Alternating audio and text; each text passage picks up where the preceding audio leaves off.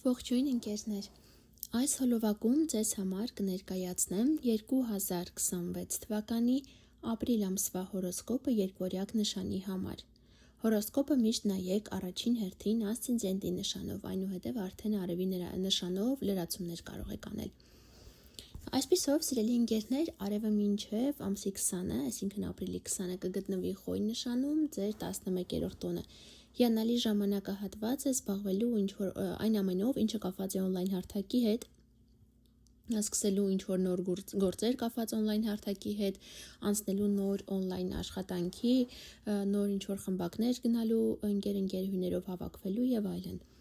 Ապրիլի 20-ից հետո արևը կանցնի ցուլ նշան ձեր 12-րդ տուն եւ լավ ժամանակահատված կլինի, որպեսզի մեկնեք հանգստի,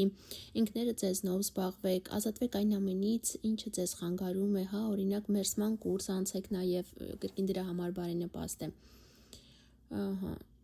Ինչպես նաեւ տանը, եթե ինչ-որ հին իրեր ունեք, ազատվեք այդ ամենից եւ պատրաստվեք, որ մյուս ամիս արդեն արևը գալու է ձեր առաջին տուն։ Մերկուրի մոլորակը մինչև ապրիլի 15-ը կգտնվի ձկներ նշանում ձեր 10-րդ տանը, որտեղ Մերկուրին է, այնտեղ խոսակցություններն են, բանակցություններն են, փաստաթղթերն են, եւ քանի որ ձեր 10-րդ տունն է, դա կարիերան է, ստատուսն է, այսինքն գուցե ինչ-որ զանգերը շատ լինեն կապված կարիերայի հետ, աշխատանքի հետ,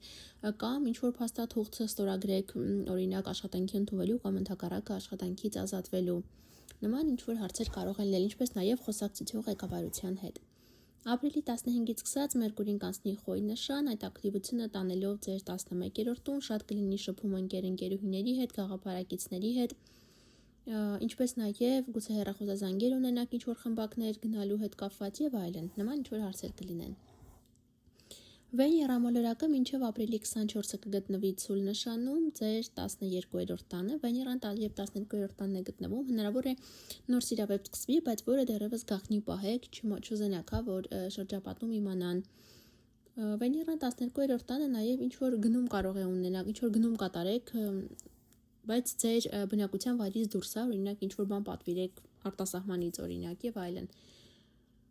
Իսկ արդեն ամսի 24-ից սկսած, սիրելի երկվորյակներ, Վեներան կանցնի ձեր առաջին տուն, բերելով ձեզ ներդաշնակություն, խաղաղություն, եթե ցանկանում եք արտաքնի հետ կապված փոփոխություններ մտցնել, Վեներան ձեզ կօգնի եւ ամեն ինչ լավ ձեր ուզածով կգնա արտաքնի, կարող եք փոխել մազերի ձևը, կտրվածքը, գույնը եւ այլն։ Մի խոսքով նման հարցերով Վեներան ձեզ կօգնի։ Իհարկե Վեներան առաջին տանը շատերին կբերի նոր սիրավեպ, սիրահարվածություն, գուցե ամուսնություն, ինչ-որ հարաբերություններ, նման հարցեր կլինեն։ Մարս մոլորակը մինչև ապրիլի 10-ը կգտնվի ձկներ նշանում ձեր 10-րդ տանը, զգույշ եղեք, որ ղեկավարության հետ կոնֆլիկտ չլինի, շատ կլինի առհասարակ ակտիվությունը աշխատավայրում եւ այլն։ Ամսի 10-ից հետո Մարսը կանցնի խոյ նշան ձեր 11-րդ տուն։ Այստեղ, սիրելի ընկերներ, զգույշ եղեք, որպեսզի ձեր գաղափարակիցների հետ վիճաբանություն չունենաք, նման հարցեր կարող են լինել։ Եվ զգույշ եղեք, ձեր խոսքին առհասարակ այս ժամանակահատվածում։ Յուպիտեր մոլորակը շարունակում է գտնվել Խեցգետի նշանում, սիրելի երկվորյակներ, ձեր երկրորդ տանը, մեծացնելով ձեր ֆինանսները, ձեր ունեցվածքը, ձեր ֆինանսական հետ կուտակումները։ Այս ամսում շարժվելու է 15-ից 18 աստիճան եւ առհասարակ մինչեւ ամառվա կեսերը Յուպիտերը այնտեղ է լինելու, բերելով իր մեծ հնարավորությունները ձեզ, թե ինչպես գումար աշխատեք, մեկի մոտ գուցե հնարավորություններ ստեղծվի գումար աշխատելու, ավելի մեծ գումարներ աշխատելու, մյուսի մոտ ուղղակի օրինակ աշխատավարձը բարձրանար այս 1 տարիների ընթացքում, այնպես որ Յուպիտերը նման հարցեր է բերում։ Իհարկե, եթե ծննդյան քարտեզում կան բացասական դիրքավորումներ պայմանավորված այս մոլորակի հետ տրանզիտով, ապա հնարավոր է նաև բերի մեծ ծախսեր։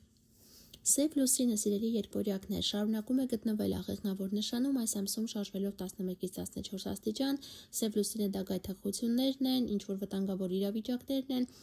կարծես հրահրում է, ինչ-որ բան ձեզ հրահրե, որ այսպես գնա, օրինակ վիճաբանություններ շատ լինեն եւ այլն, քանի որ սա ձեր 7-րդ տունն է, հնարավոր է լինեն վիճաբանությունները ձեր ամուսնու կամ կնոջ հետ, կամ գործընկերների հետ, կամ սիրելի ընկերներ, ձեր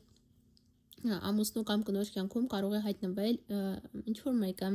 օրինակ ամուսնու կյանքում գուցե սիրուհի հայտնվի եւ այլն, նման հարցեր կլինեն։ Սև լուսնի բացասական ազդեցությունը բոլորից շատ կզգան այն երկվորյակները, ովքեր ասցենդենտով երկվորյակ են, ասցենդենտը գտնվում է 11-ից 14 աստիճանում եւ ովքեր ծնվել են հունիսի 3-ից մինչև հունիսի 6 ընկած ժամանակահատվածում։ Եթե այս օրերին է ձեր ծնունդը, ապա զգույշ եղեք, սև լուսնի ազդեցության տակ մի ընկեք։ Այնուհետև Սատուրն մոլորակը շարունակում է գտնվել Խոյ նշանում, այս ամսում շարժվելով 5-ից 9 աստիճան, Սատուրնը սիրելի ընկերներ, դա ամեն ինչ սահմանափակում է, գուցե ձեր ընկերական շրջապատը ինչ-ինչ պատճառներով սահմանափակվի, ավելի քիչ շփվեք այս ժամանակահատվածում։ Ուրանը, սիրելի երկորյակներ, ամենակարևոր իրադարձությունը երևի թե ձեզ համար այս ամսվա հետ կապված, ապրիլի 24-ից գտնվելու է երկորյակ նշանում, անցնելու է երկորյակ նշան և մինչև 2033 թվականի մայիս ամիսը գտնվելու է երկորյակ նշանում, բերելով ձեզ շատ մեծ փոփոխություններ, անսպասելի իրավիճակներ, այնպիսի իրավիճակներ, որ դուք անգամ չէիք կարող պատկերացնել։ Օրինակ, մի քանիսը բերեմ, որպեսզի բարդի, օրինակ, անսպասելի կերպով այս տարիների ընթացքում շատ երկորյակներ կորոշեն փոխել իրենց մասնագիտությունը, բնակության վայրը, գուցե որոշեք ամուսնալուծվել, որը երբեք չէի կարող մտածել, որ նման բան կարող եք անել, բայց նման իրավիճակներ կարող են ստեղծվել։ Մի խոսքով, ամենաանհավանական դեպքերը, սիրելի երկորյակներ, ձեզ հետ է լինելու։ Հատկապես ասցենդենտով երկորյակների մասին է խոսքը, տեսեք, եթե առաջին հերթին ասցենդենտով երկորյակներն են նայում, արդեն հասկացաք, թե որ կարևոր իրադարձություններ լինելու, կախված թե որ նշանում է գտնվում եւ որ տանն է գտնվում ձեր արևը հաշված ասցենդենտից, այդ ոլորտում է լինելու են փոփոխությունները, սա արդեն խիստ անհատական է, պետք է ծննդյան քարտեզով վերլուծություն լինի, որպեսզի բարդ լինի։ Մի խոսքով պատրաստվեք, սիրելի ընկերներ, քանի որ անսպասելի իրավիճակներ են լինելու։ Դրանք կարող են լինել թե դրական, թե բացասական։ Սա արդեն ծննդյան քարտեզով է, պայմանավորված եւ կապված թե ինչ ասպեկտացիաներ են լինելու, բայց որ այս տարիների ընթացքում ձեր կյանքը ուղղակի 180 աստիճանով փոխվելու է, դա հաստատ։ Ամեն մեկի կյանքում սա իհարկե մի ոլորտում կլինի։ Այժմ լիալուսնի նորալուսնի հետ կապված առաջինը լիալուսին կլինի ապրիլի 2-ին կշերք նշանում եւ մի 2 օր առաջ, 2 շաբաթ հետո իր ազդեցությունը կունենա, դա ձեր 5-րդ տունն է, այսինքն ինչ որ պարզություն, որոշում, ինչ որ իրավիճակ կպարտվի ձեզ համար, կապված կամ ձեր սիրավեպերի հետ, կամ երեխաների հետ, կամ ինչ որ բիզնեսի հետ, եթե իհարկե դա ունեք։ Եվ նորալուսին կլինի ամսի 17-ին Խոյ նշանում ձեր 11-րդ տանը, այն կրկին մի 2 օր առաջ, 2 շաբաթ հետո իր ազդեցությունը կարող է ունենալ, գուցե սա լինի ինչ որ նորություն լսեք ձեր ընկերուհուց կամ նոր ընկերուհի ունենաք, հասկացեք հաճախել նոր խմբակի կամ ձեր երեխաներին տանեք ինչ որ խմբակի, կամ ինչ որ օնլայն գործունեություն սկսելու համար իմիջիայլոց շատ լավ ժամանակահատված է բլոգինգով զբաղվելու եւ այլն։